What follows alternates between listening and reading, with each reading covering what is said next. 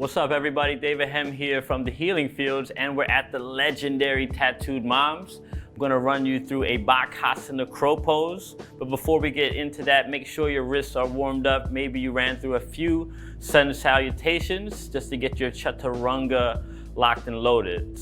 Okay, so come along, let's go ahead and get this arm balance. All right, so with any arm balance pose, there's a few things that need to come into play, right? Your breath, of course, joint positioning, muscle engagement, spatial awareness. All right, so with a lot of these things, it can become very overwhelming at first, but with anything, practice makes things much more easier. All right, so here we go. So first, we're going to start with our hand placement, right? As I mentioned earlier, joint positioning is a crucial part, right? We tend to rush things, and then whenever we rush things, we can hurt ourselves. So let's take our time with this. I'm gonna bring my hands to the earth.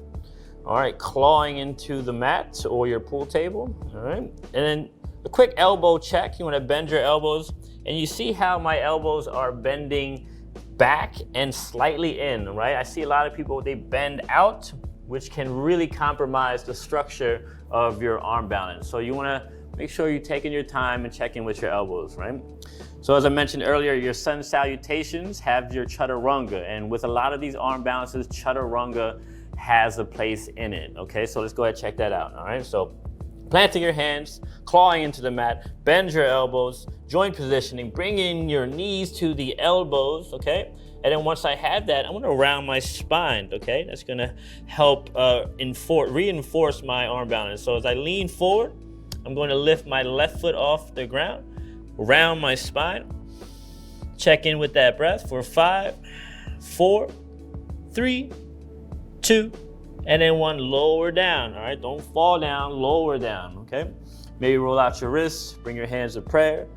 As always, I like to honor my efforts before I move into the next transition. So we go to the other side, hands to the floor, bend your elbows, check in, bring your knees to the elbows, leaning forward, okay? And then you're gonna lift the right foot, roll that tailbone down, 5, 4, no stress in the face, 3, 2, and then 1, lower down nice and controlled.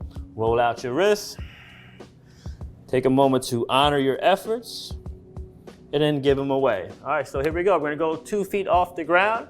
We're gonna implement all those elements that we talked about early. You wanna find that cat-like back as you go into this. Claw into your hands, bend your elbows back, position your knees.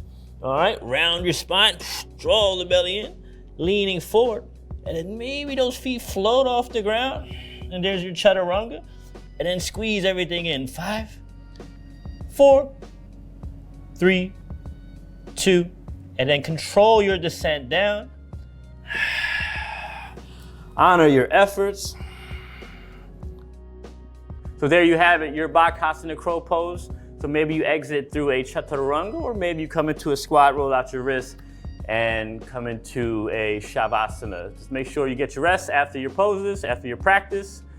Crucial, crucial, crucial. All right, take it easy, y'all. Peace.